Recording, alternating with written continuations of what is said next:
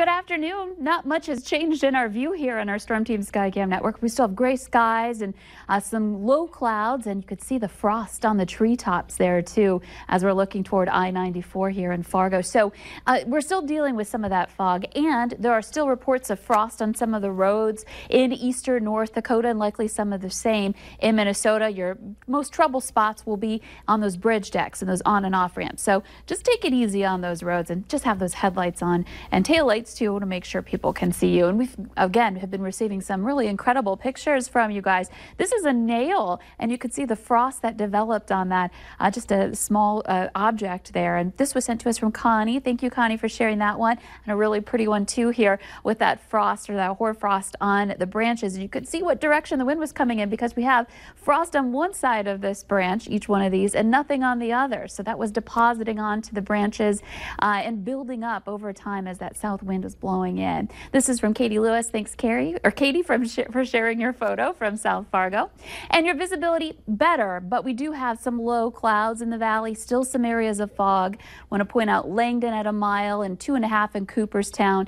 But it's nice to see these numbers start to come up after being so low this morning. We'll continue to have those temperatures rise and the wind pick up too into the afternoon, and that should help things along as well. We've got a gust of 29 miles per hour in Fargo and in Sisseton, and wind out of the south or southeast. Those temperatures into the 20s, 26 in Fargo, 23 in Grand Forks. And not much to show you here on our tri-state view of the satellite and our radar picture. We don't have any snow coming down here today. So walking you through our hour-by-hour planner, more of the same. We'll have that wind continue to increase, those temperatures rising into the 30s across much of the valley. Some of us even warmer than that in the far south by the time we get into the later afternoon.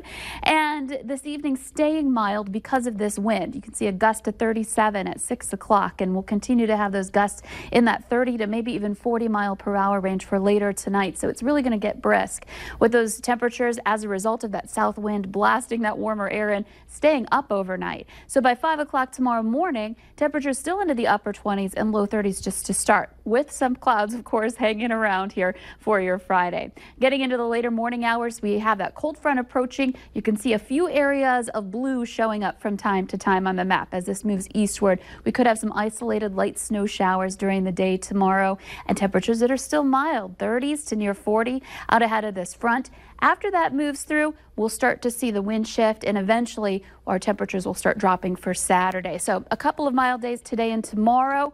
Getting into Saturday, a little bit of a drop in our temperature throughout the day. And then Sunday will be our colder day of the weekend, a high of 10 degrees, which will feel rather cold compared to where we are right now, but we know we can get colder. We've just been there recently. So enjoy this mild stretch that we've been in here. A high of 10. 10, yeah. Anything above 0 is fine by me. That's how I feel about things now.